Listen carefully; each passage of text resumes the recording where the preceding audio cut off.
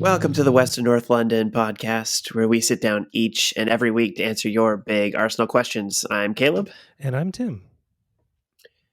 Tim, we're attempting to do video this week, and I feel all awkward, and I don't know where to look or what to do with my hands. Exactly, and this is try number 2 at video, so I'm a little nervous about how it goes, but yeah, it's good to see your face. It'll be fun. Yeah, I get to see your reactions and watch it every time you drink a beer.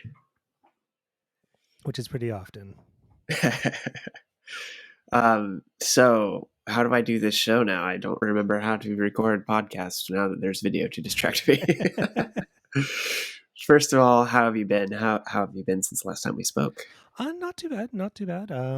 I did get my first vaccine shot, which is exciting.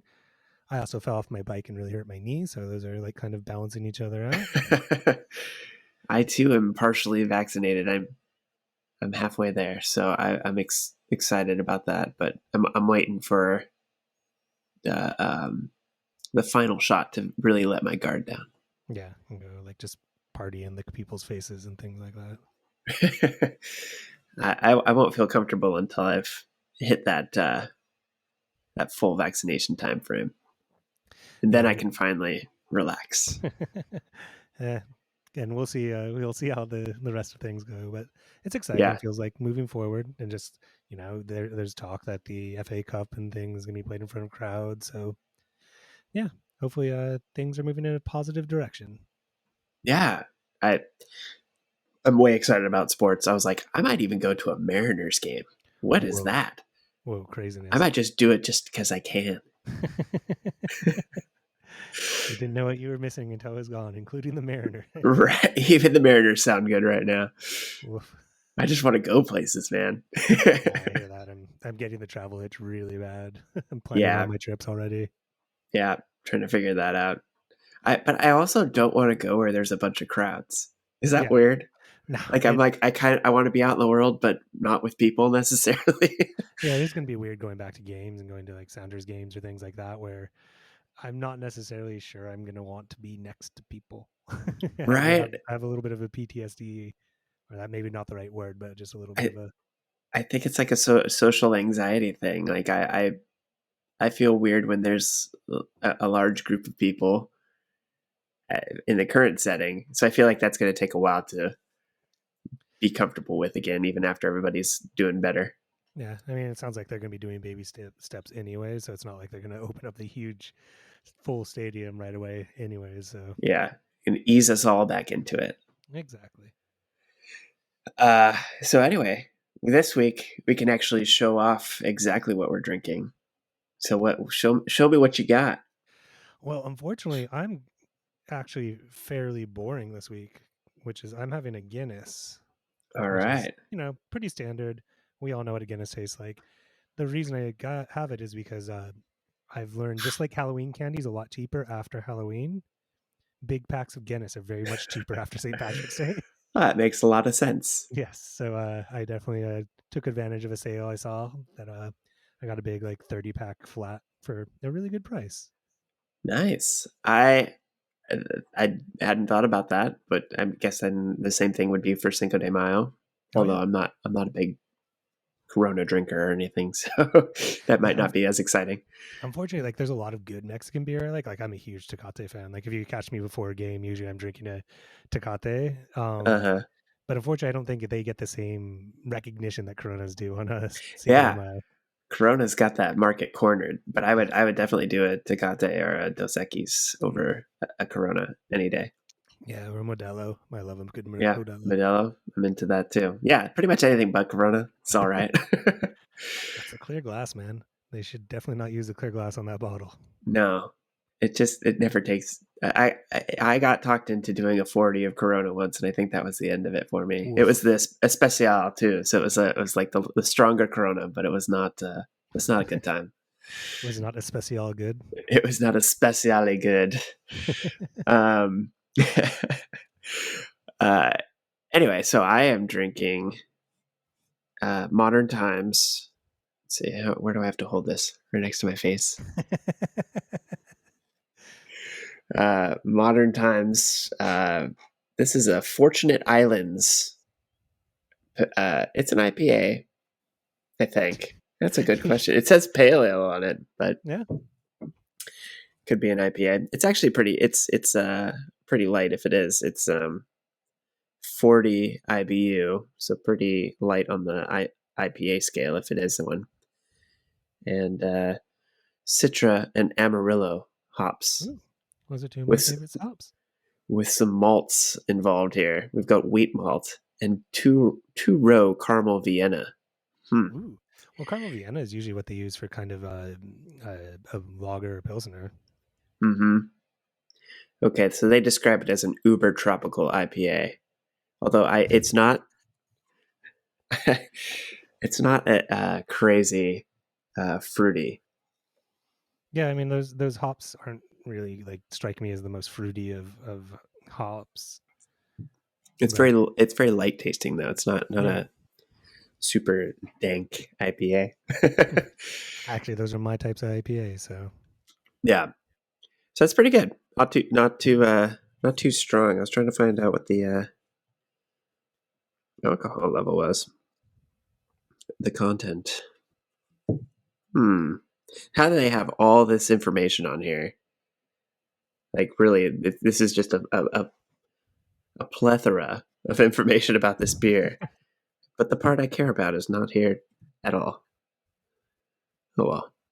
yeah, I guess it's probably As in long as the it tastes good. yeah, it's probably in the range you expect it to be, Right. somewhere between 5 and 7. Yeah, somewhere in there. It'll do its job. Yep, it'll get you where you're going. That's right.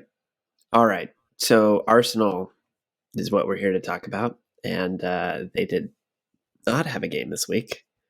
They They did were not. all very busy, but not as a team. So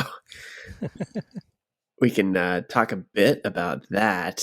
But first, let's get to your question before I get ahead of ourselves here. Yeah, before we get too far ahead, it's just a little another side, John. There's not a ton to talk about on these international breaks, but Hmm. my question of the week is just like who is your kind of favorite matchup when you're when the internationals? What are the teams that you kind of look out for and will tune into if you see them playing? Sure. I think the two teams I really like to watch are France and Germany. France probably being my favorite team to watch. Um, I'm not like I wouldn't consider myself a France fan per se, but like I wouldn't go as far to say like I would buy a France jersey or anything like that. But they're usually my favorite team to watch. So whoever they're playing, and then the France Germany games in general are usually pretty intense, and I enjoy that matchup quite a bit.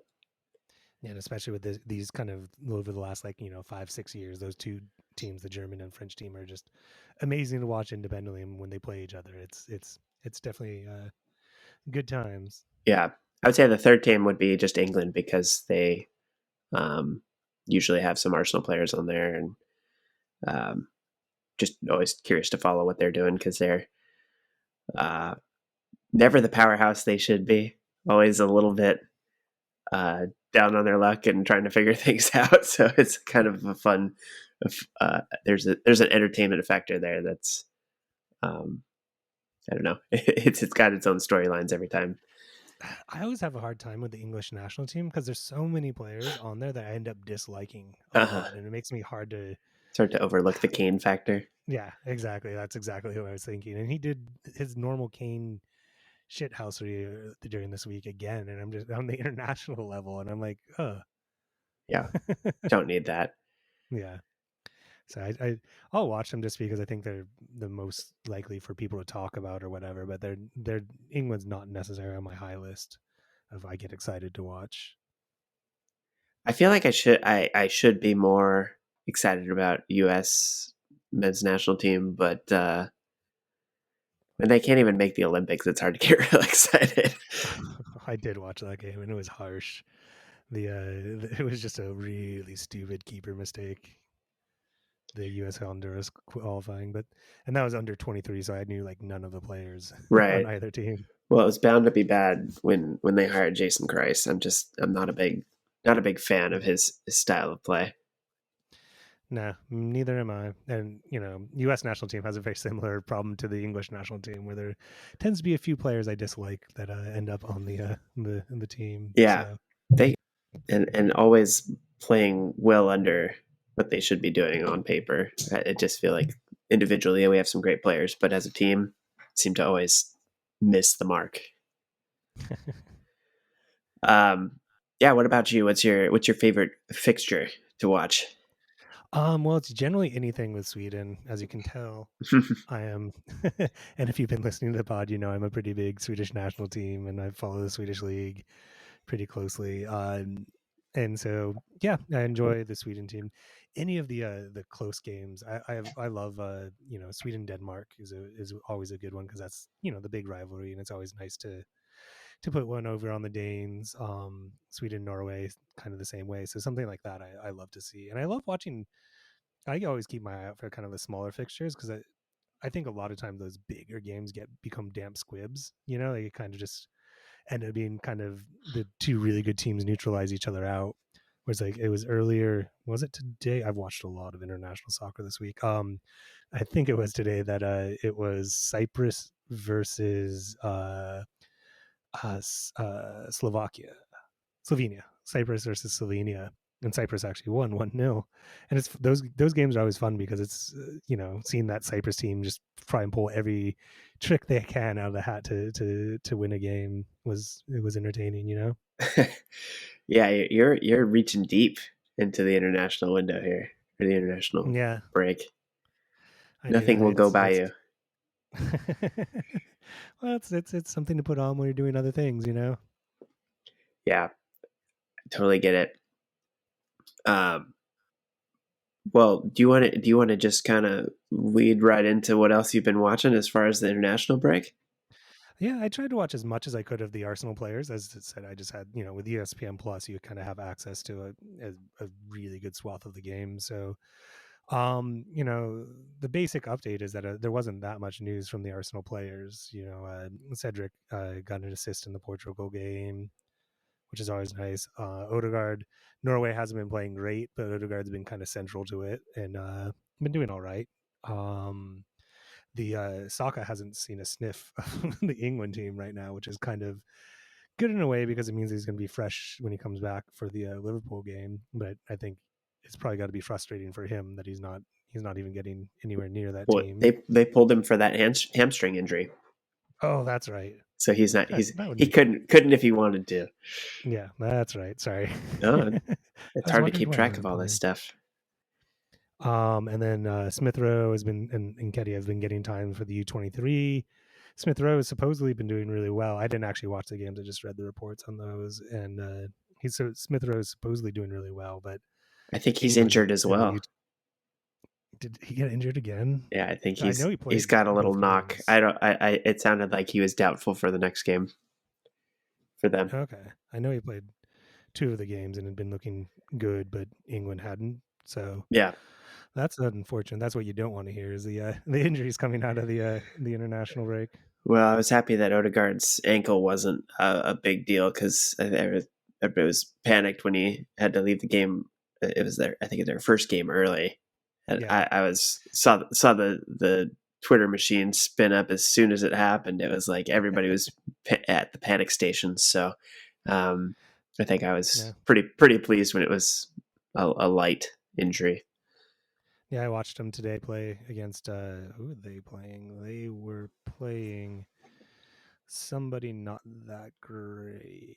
Why am I? Oh, it was Macedonia, or not Macedonia, Montenegro. It was Hmm. Norway, Montenegro, and he looked, as far as his health wise, he looked fine. He looked like he was running and making the passes. He's a little not as sharp as we've seen him play for Arsenal, but I can totally understand with the amount of games he's just played in a row recently.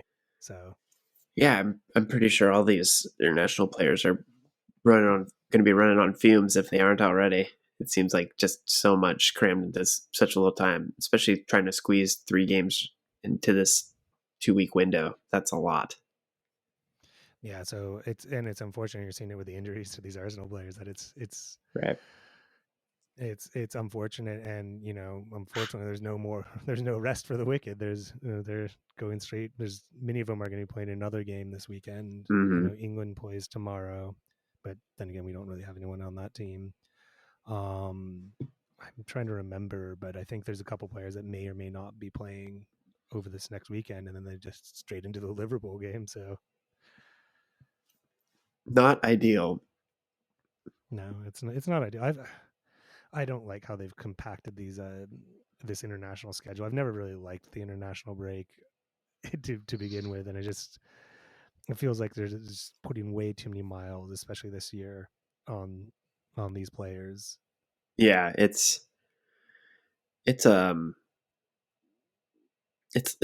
good thing for like the fans, I guess, to have a lot to distract this point in time. But in a normal year, when travel would, you'd be going to the far reaches. It's between Europa League and international breaks and all the other extra tournaments and things that they try to squeeze in, like Carabao Cup, and it would be a rough time normally, but there's just so much extra stuff going on in the world, and it just adds extra layers. I mean, we don't even know how impacted these players are by changes in routine and that sort of thing, as they have to adjust to different protocols that seem to be changing by the week right now. So um, at least we're on the right path, but I don't know. Um, it's just not a normal season. It's gonna we're gonna look back at this and be like, man, I don't know how these players did it and did it as well as they did. Yeah, and I think one of the things that is suffering is the quality of soccer. I mean, most of these international games were actually just absolute busts. They were not super entertaining. I mean, I think the Holland Turkey game was pretty exciting. There's a couple. England destroyed. What was it Marino? But yeah, I'm really not excited for the Euros coming up this summer. I think they're just going to be boring, drab with a bunch of tired players and injuries. I really want to get excited about it. I usually really like the Euros, and it's something to kind of spice up the summer a little bit. Yeah, But yeah, if it's going to be a bunch of tired legs or a bunch of injuries to Arsenal players, I'm not going to enjoy myself. Plus, it's good. I mean, it's going to be end of season Euros right back into the next season. It's nonstop once again, yeah. I mean, like and then a winter they, a I think winter World Cup at some point. yeah, not this Christmas, with the following Christmas. Although we'll see what happens with that. There's a pushback going on right now. I don't know if you've been seeing all the protests that the international teams are doing right now. Both Germany, France, Norway all came out with T-shirts protesting the human rights abuse going in Qatar. There's a lot of talk that Norway is actually going to come out very soon and just say they're boycotting the World Cup. Yeah, I was wondering about that. And It sounded like they were pretty serious about that stance, and I was wondering, to what degree that would play out. Like, are they so serious that they're going to just protest, or does it go as far as actually not showing up? yeah, I mean, it's interesting. There's a lot of talk in the Swedish papers about Sweden doing the same. Mm, Sweden has a little bit better of a chance of qualifying right. than Norway does this year. Although Norway has a really good team, but they just had that unfortunate loss or unfortunate for them to Turkey, and it's a difficult group. But yeah, I mean, the thing is people aren't really going to care if Sweden and Norway don't show up to the World Cup. It's going to take teams like Germany, Italy, England, Spain, the teams that people come there to see, Brazil, Argentina, those teams. But I'm not really seeing them drop out anytime. I haven't heard any real scuttlebutt about them not showing up. Yeah, but you're right. That's probably what it would take to really make an impact, is to have a big team, top five team, step away. Mm-hmm. But I don't see that happening either. It got serious if somebody did that. But maybe the dominoes would fall if somebody took that stance. That'd be Yeah. interesting to see. Anyway, so World Cup, that's still a little ways away, but That's going to be a weird A one. little bit further out of our, yeah, a little bit out of our purview as an Arsenal podcast as well. But Won't stop me. We're going to talk about it. All right. Anything else from the break that you want to bring up? no, that was about the highlights All of it. right. So, in other Arsenal news, the women's team had a North London derby this last week. When was that? When was that game? That was Saturday. Saturday, the 27th. Yeah. So they ended up keeping North London red, so that's fantastic news. Yeah. Yeah, I didn't. I only got to see the highlights of this one, but looked like they were well in control of this game. But some good offense and defense. It looks like.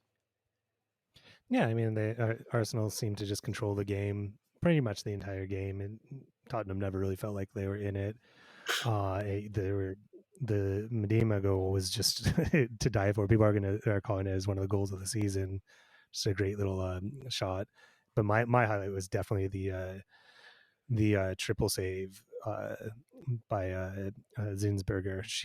It was one of the better triple saves you'll see towards the end of the game. Yeah, the final save in that sequence. I don't even know how she was able to stop it and collect it in one motion. It's Yeah, pretty spectacular.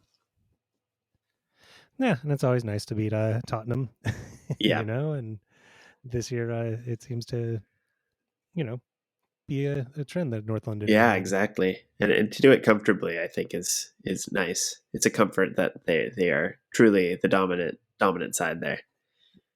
Yeah, it's always nice to watch a North London derby and not have your hand over your mouth and being afraid the entire Yes, game. absolutely.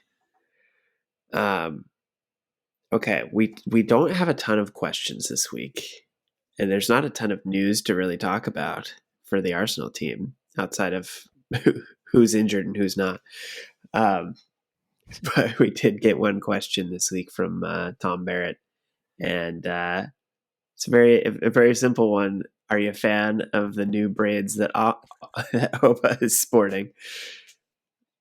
Um, Uh, yeah, Caleb, are you a fan? I have a hard time getting commenting too much on like player style because I just feel like it's so inconsequential as far as it makes no difference what you look like in this game. You can be an amazing player and look totally crazy, and it doesn't matter.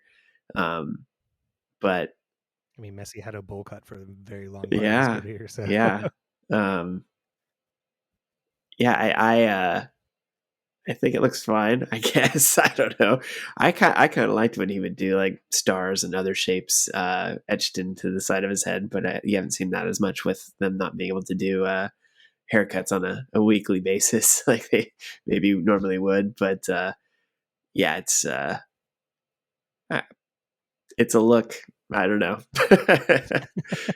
I mean, the thing is, like, far be it for me to like talk about style. It's not like I'm the hip police or anything Right? like that. So I don't. Yeah, it's definitely not something I would try and rock. But I would not you be able to know, do anything like that. it kind of actually reminds me of Bakri Sanya's braids Uh way huh. back when he was playing for us. And it's I think it's a good tradition to have the Arsenal horrible hair piercing. We've been we've been missing it for a while. I mean, I think when uh, Arteta came in, he came in with this like beautiful coif of hair, and he made sure that everyone was holding their line. Maybe this is Yang's way of rebelling against Maybe he Arteta. just needs to Is through shake his things hair. up. Get back to his best self. So maybe this will Yeah. get the thing get things out of his way that were blocking him, and now he's ready to roll. I mean, if he's scoring more goals, I don't care what his I hair looks don't like. care at all. um. So yeah, that's the biggest Arsenal news there is. Really, that's as good as big as it gets right now. I mean, I guess the injuries are probably worrying, but Yeah, I don't know. for Saka at least, I think it's good that he was pulled early and didn't get forced into any game time. So that's good news. I think that bodes well for him coming back sooner than later. I don't know if that'll be in time for Liverpool, but um, the Neil Smith Rowe one, I guess, is a little concerning since we don't really know the seriousness of that yet. And yeah, I haven't heard of anybody else going down, but it there's still another game, so you never know. Exactly. Hopefully, several of the players that are feeling a little bit tired. I know a lot of them are friendlies. I don't know which teams are playing a third qualifier and which teams are playing friendly. I know Sweden's playing a friendly, so they're basically rotating out their entire Hmm. squad and playing like a B squad for the final game. So, and I actually haven't checked to see what the How other how how has ones are Zlatan doing. been? I mean, if we go into, if you really want me to talk about, Zlatan's actually been surprisingly well. He's playing a very different role than he used to play. He's playing kind of a playmaker role. He's gotten 3 assists in 2 games, so you can't Wow. complain about that production. And the coaches seem to be really happy with him. He's having a little bit of a fight in the press with a famous Swedish hockey player who says he still doesn't like Zlatan's attitude, and Zlatan fired back with, "Why are you talking about me? You're a nice hockey player." Is his basic response. For the same reason he Other was than talking that, about LeBron. People think they can talk about other yeah, people. That's how it works. exactly. I mean, I'm not a soccer player. I guess I technically am a soccer player, but and I talk about it all the time. But yeah, so he's doing well. I'm if he can keep up with this type of performance, I'm happy to have him in the squad. It doesn't seem like he's disrupting. All the players are saying they're really enjoying him on the squad, which is what's coming out of like Milan. What people are saying about him in Milan is he's kind of been a very good influence on the Hmm. younger players in that squad and has kind of realized his new role as a kind of provider. That's awesome. I mean, for him Yeah, to keep playing at this level, pretty amazing. it's great for Sweden. I mean, they got their 2 wins. I mean, it was against Kosovo and Georgia, not two No, soccer powerhouses, but you have to, you got to take the wins where you can get them. right. All right. Well, and I guess we can take a small break here and come back with a look ahead to Liverpool, and one of our favorite segments will make its triumphant return with start bench drop. So we'll. I'm a huge fan of Oh start well, I bench should be drop, doing it so more. We just had too much to talk about lately. But this week it had to come back, so we'll get to that right after this break.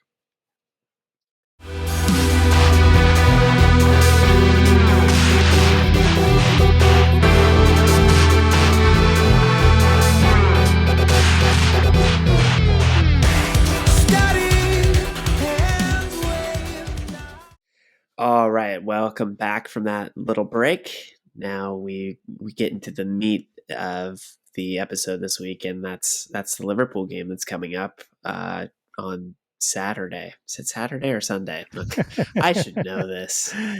I did I look at literally this at looked this some up. point. It is Okay. Saturday at noon, so it's a late game for Yeah, I us. know. Late game in UK. Was that like 8 p.m. or Yeah, something? the So evening game for them. yeah. Um, yeah. So we're sitting in ninth. Liverpool are sitting in seventh. Um, It's a weird year. it's a weird season. It's a weird year. That's what you look at Liverpool, and that's a big reminder that it's a weird year. Yeah, But they got bit by the injury bug early on. I think that's been the main thread of their season. especially in their defense. I think you remember what a big deal Van Dyke was when they brought him in. That Right. was kind of their missing piece when they were before just kind of sniffing around the title and sniffing around Champions League, and then they brought in Van Dyke, and it really changed the team. And I think sometimes a single player can be that pivotal, and you just when he's out for the season, it really shows, you know. And Mm-hmm. unfortunately for Liverpool, it's not been a vintage year. I think fortunately for us, if you're going to play the title holders and a team that is deep in the Champions League right now is probably the time we want to. Their form isn't the greatest of form coming in. They have some really important Champions League games coming up, which they're probably going to be more focused on than playing us. I wouldn't be surprised if they've given up completely on the league. So it's, I think, as far as how we want to, or when we want to play them, I think this is about the right time. Yeah, I mean, sitting on Tuesday is first leg against Real Madrid, so I think they're going to have some other things on the back of their mind. I don't know that our Arsenal in the Premier League are going to be their main concerns this week. Um, Not to say they're going to throw it away, but they don't really have the depth currently to throw or to put out their top lineup twice in a span of 4 days. Yeah, and just like that, us, they have probably even more so. They have a lot of players coming back from international break, and it's going to be a lot of games on the leg for them. So, Yes. as I say, I would be that's where my hope of optimism is that we're playing a vulnerable Liverpool team. I'm not going to say it's going to be an easy Liverpool team, but they have their vulnerabilities right now. Yeah, I think they've been kind of up and down. Just looking at their recent games, I mean they've been doing fine in Champions League. They handled Leipzig pretty easily, but have lost to Everton, Chelsea, Fulham in recent games, and most recently beat the Wolves in the Premier League prior to the um, prior to the break. So we don't know what team is going to show up, but I would tend to um, lean towards them not putting their best lineup out. I just don't think they can, and I don't know what that means for us. I don't know what team we're going to be able to field. That was going to be my next question: is how are we going to look with all our injuries and international break call ups? Yeah, certainly if Saka and Emil Smith Rowe are unavailable, that's a huge blow to our band of three there. Um, I think Odegaard can probably play, assuming he gets through. I'm assuming they have one more game as I'm well. pretty sure they do. I didn't look it up though. Yeah, so it sounds like most teams still have at least one more. So fingers crossed, as long as everybody, um, no further injuries occur, um, it would be good to get Odegaard back because I don't know how we're going to hold that midfield together otherwise. Then we're looking at That's a little then concerning. we're looking at that pre-transfer window midfield, which is not a an exciting prospect. Right. I think you'd probably see Pepe and Willian in in those slots, which is not Yeah. ideal. I'm trying.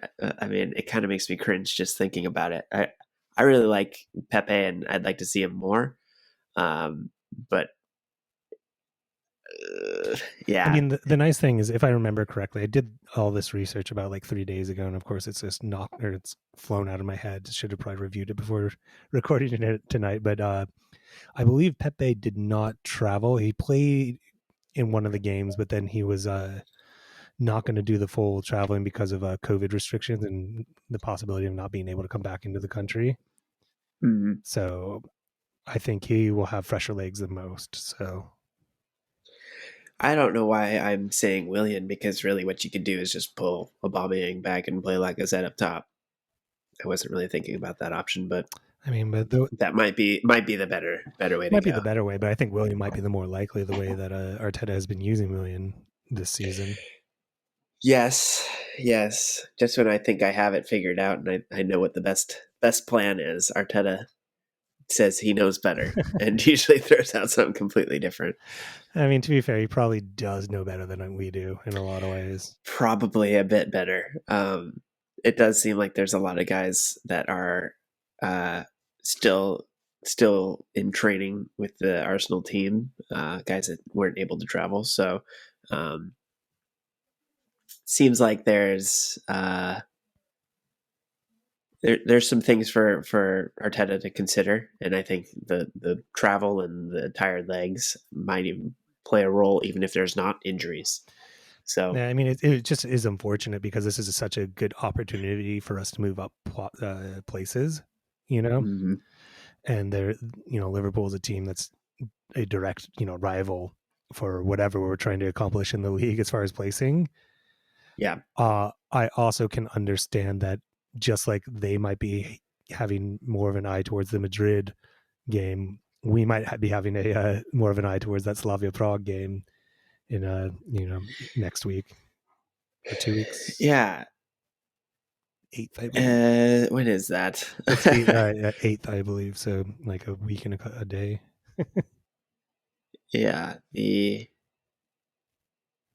8th. Yes, right. Um, we will record before that one, but do you feel like you're have any concerns about that matchup? They have looked handy in the tournament so far. They've definitely gotten a couple scalps.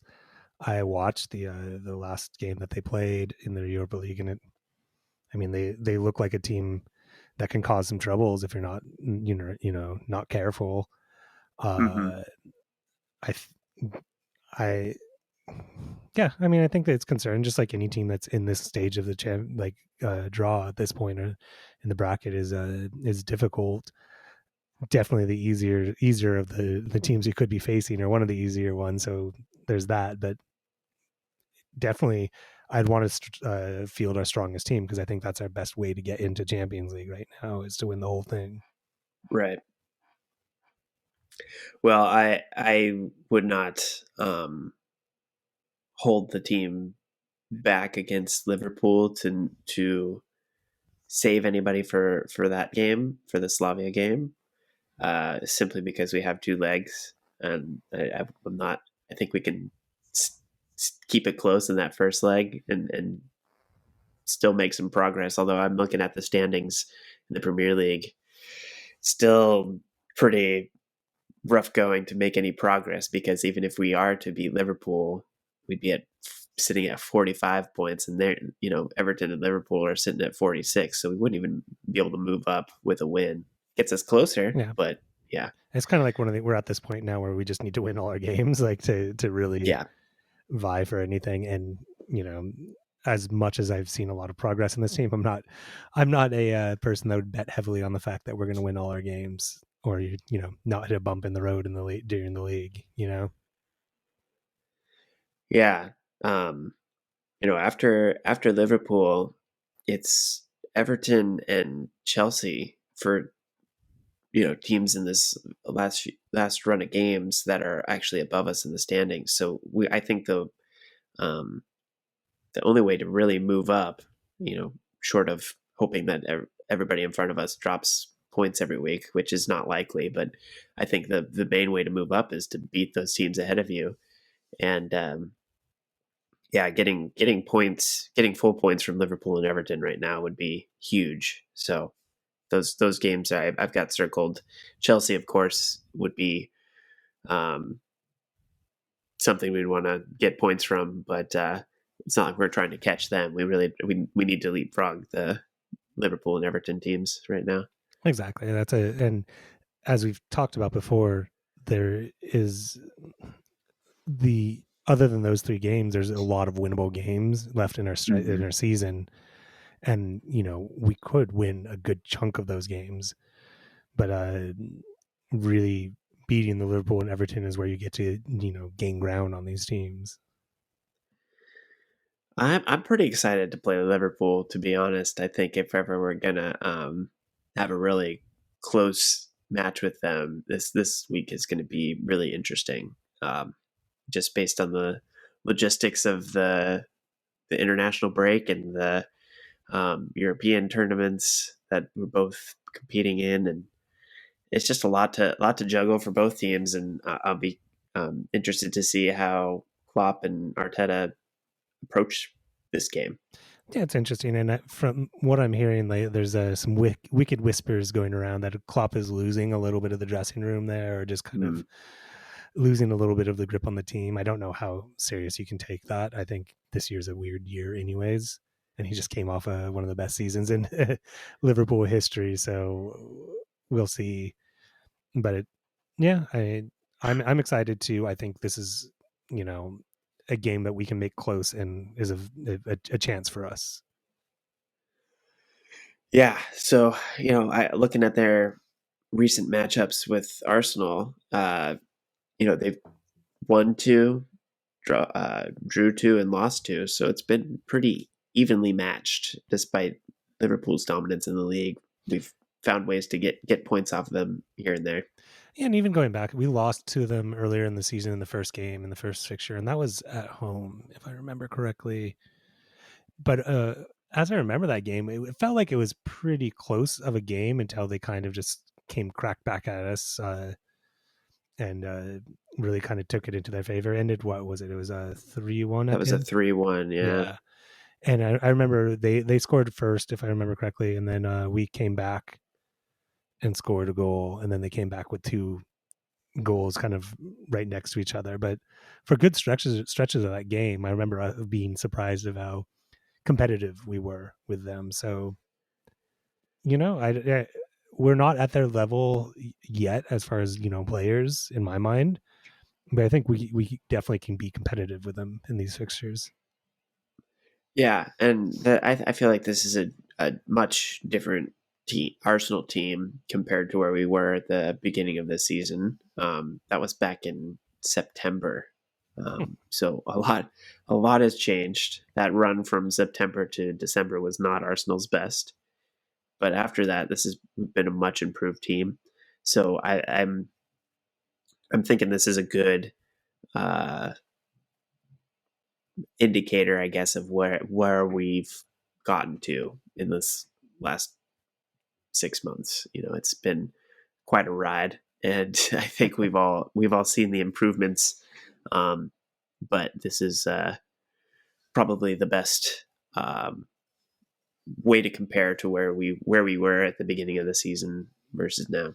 Yeah, these are all these little measuring sticks we're looking to see, how we've improved and if we're improving, because those are the important things, is to Right, not necessarily expect the world, but to know that we're going on the right path. right. And I think the only thing that would detract from that, I guess, is the injuries and the um, rotation that may need to occur. But I like I said, I fully expect Arsenal's lineup to be as strong as we can field, because I think it is important to get these points when we can, and I'm sure Slavia Prague will get a uh, full strength lineup from Arsenal as well, just because they've got more days rest between Saturday and Thursday. So that Yeah. actually it works out better when we're playing Sunday, Thursday normally. So feeling pretty confident about it, even though we don't know what team is going to be available, but it's going to be fun no matter what. Yeah, as I said, I'm excited.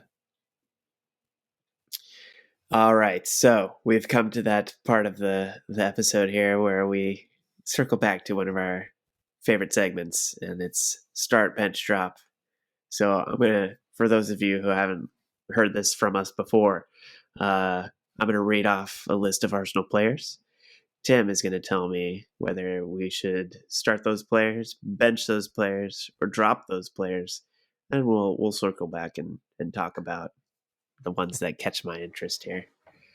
Um, so I'm gonna go rapid fire. Here it goes. Aubameyang. Bench. Ooh, starting out salty. All right, Lacazette. Start. All right. Pepe.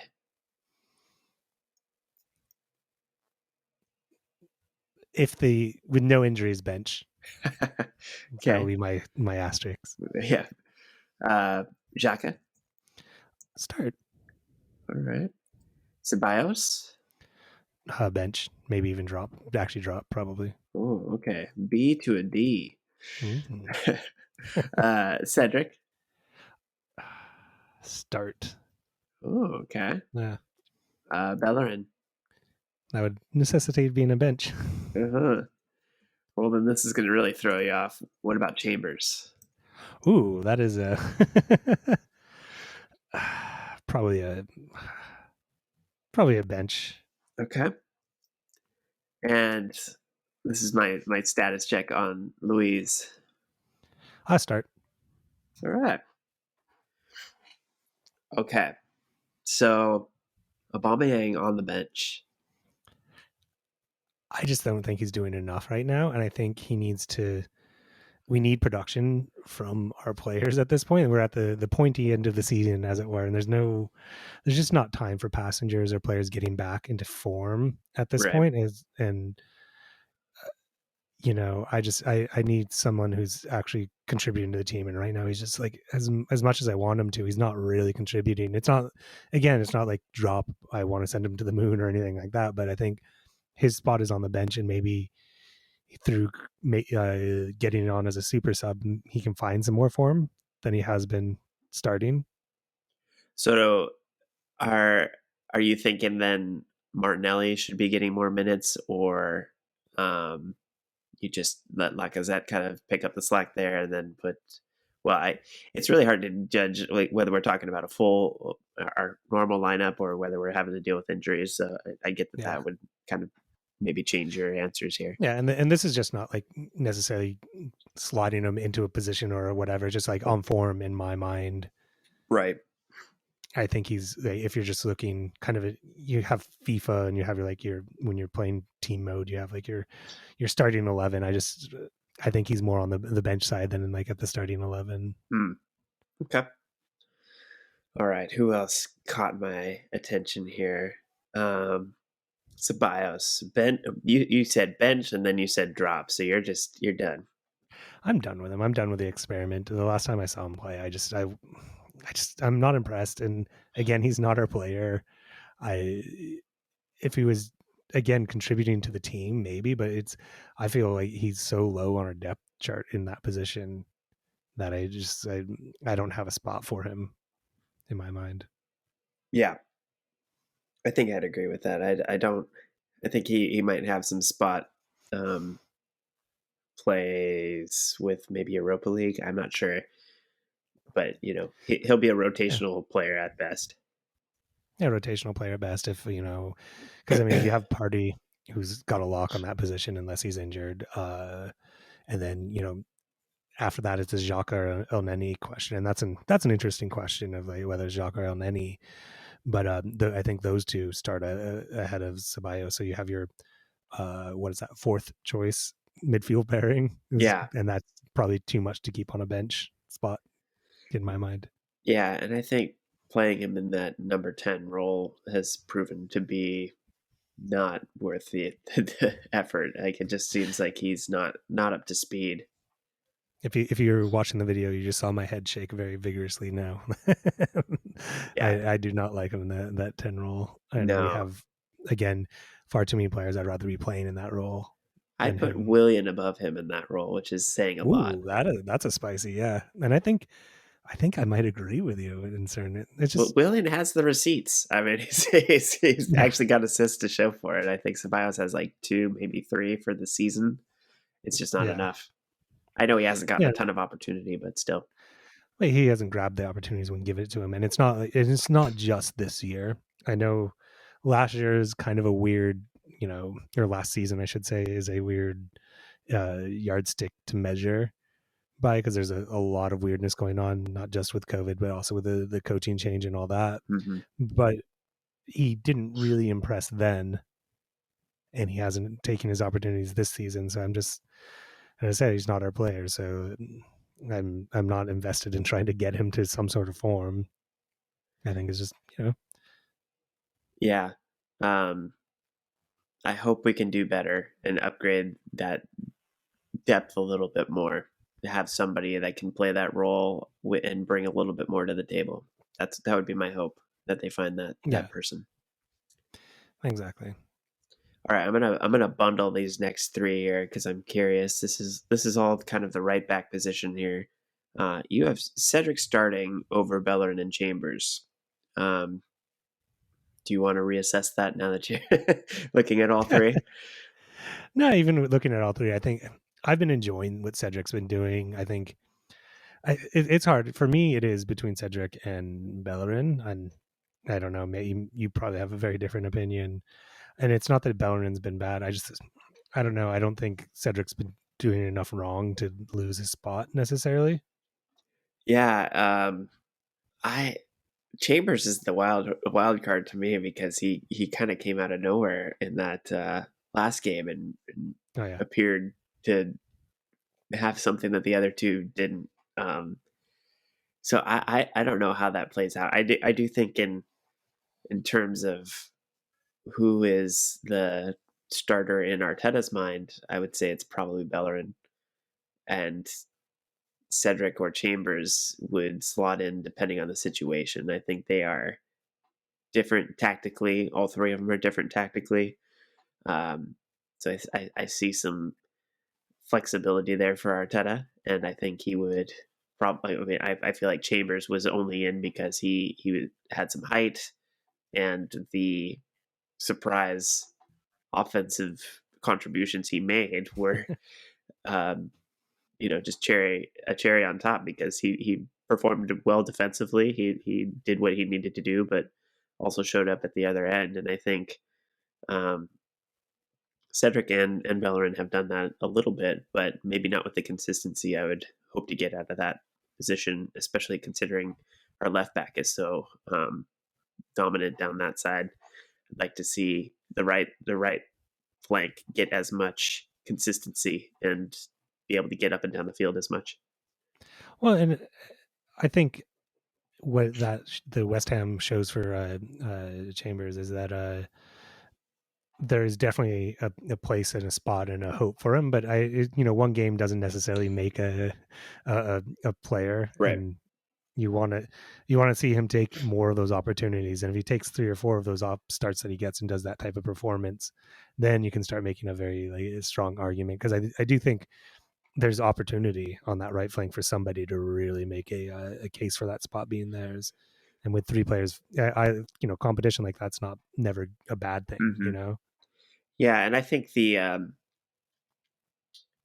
chemistry with the players in front of them will make a big difference as well. You're looking at Odegaard kind of pulls to that right side, and potentially you've got Saka or Pepe playing in front of you. So the chemistry you have with those players will really probably determine who is the starter or the first choice going forward. Um, but yeah, I think it is a tactical situation, and we'll probably see the three of them rotate through there. And I don't know if there is a clear starter until one of them steps up and takes it, but it might just be a tactical situation in Arteta's mind at this point. Yeah, the usual horses for courses, but yeah, someone really, or there's a great opportunity for someone to take that spot and make it their own. Yeah, absolutely. And So I actually had a, oh, sorry. I was going to say I don't know who I'm pulling for. I of course love Bellerin, but I really liked excuse me what I saw from Chambers, and Cedric has had his moments as well. So I'm pulling for whoever does the most for the team, really. Yeah, exactly. And with the amount of rotation, the type number of games we're playing, it's there's going to be a lot of minutes up for grabs for everybody. So it's you know. Right. But my question to you was, you had Luis on that list, and I was just wondering what made you put Luis on the start bench drop list. He's been playing pretty consistently. I just curious if there was any hesitancy. I think he was culpable on a couple goals lately of maybe not being as aggressive or maybe not being as tight to a player as he could have been. Um, so I was curious if that threw up any red flags in your mind, or if you were still feeling like he should be starting every week. I think for right now, he should be starting every week. What he does bring to the table, I like. I think the pairing between him and Gabriel is our strongest pairing. Mm-hmm. It helps that they speak the same language and, and Right. things like that.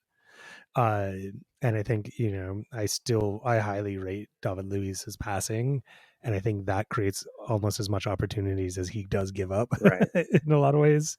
So he's a net positive ish,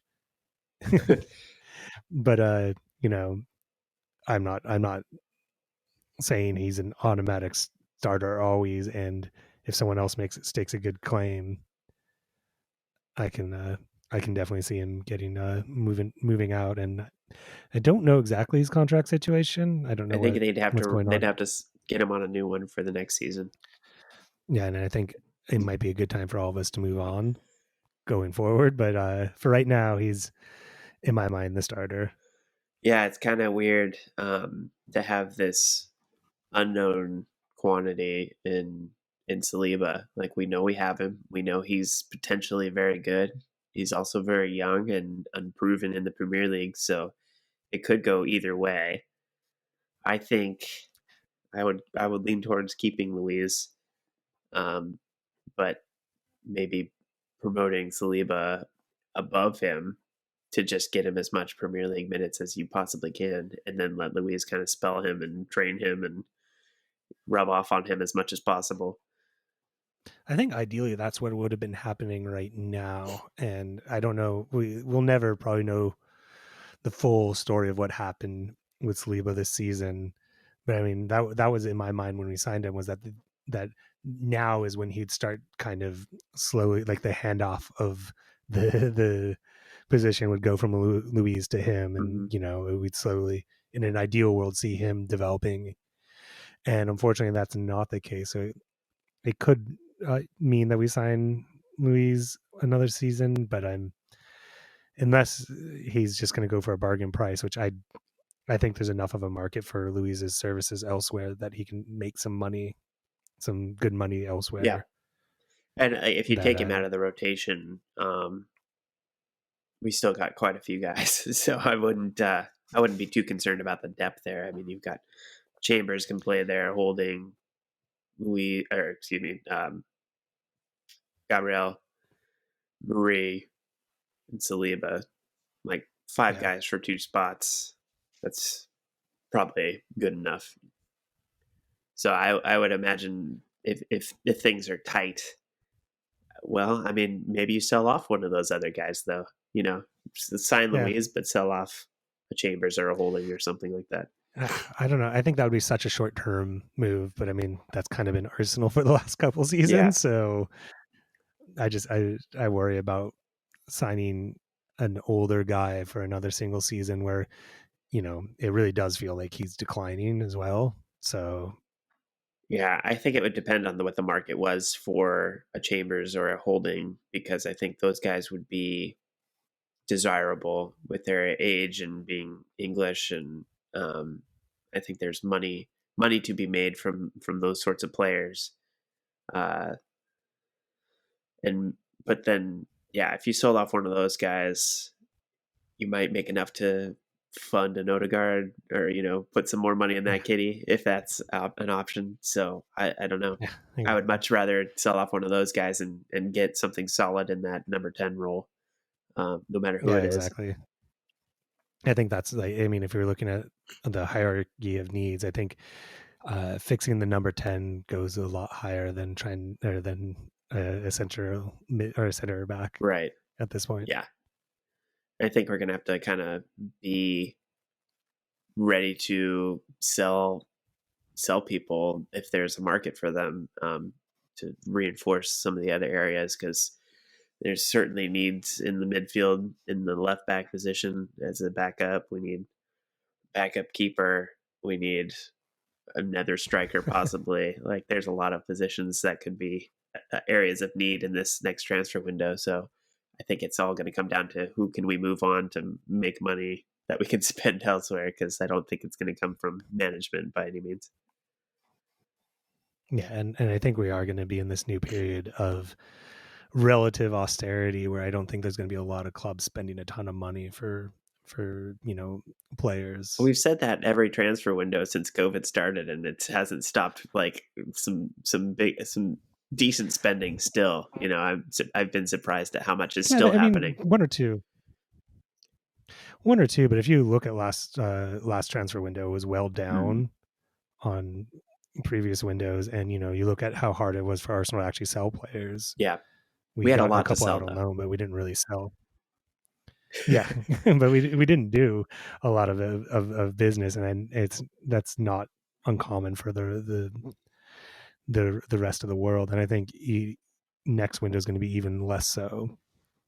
Just like with taking a temperature of how economics are right now in football and soccer. Yeah, It's a tough market, and a lot of teams are not looking financially healthy. yeah. A lot of teams can't buy without selling, and a lot of teams, if that means if you can't buy without selling and you can't sell, then it kind of makes a stalemate, and that seems to be um, where a lot of teams are at. And got to get creative. There's going to be probably a lot of loans and interesting bookkeeping to make things work or push those payments further down the line. Yeah. I mean, we're going to have some interesting players come back from loan. That is going to. I mean, I know that's not this. That's a few months down the line, but Guendouzi's coming back. I don't think Herta's going to buy him, Right. unfortunately. So Maybe he did well enough that some other team thinks, we can fix him. We can handle that. who knows? Maybe he has an attitude adjustment. Maybe this was a good lesson to him, and that he comes back with renewed vigor. Perhaps somehow those types of players, though, I don't think they ever get the wake up call. Like I don't think they ever think there's anything wrong. Yeah, No matter how or if many there's places something they wrong, burn it's out. not them. Yeah. All right. I think we've hit the end this week, and we got more out of this international break than I expected. So I'm pleased. Mainly because we had like a Zlatan breakdown in the middle of it, but Whatever fills the time, right? I could talk about Swedish national team for a full podcast. Maybe that'll be the spin-off There you podcast. go. Tim's Swedish Minute. Yeah, west of North Stockholm or something.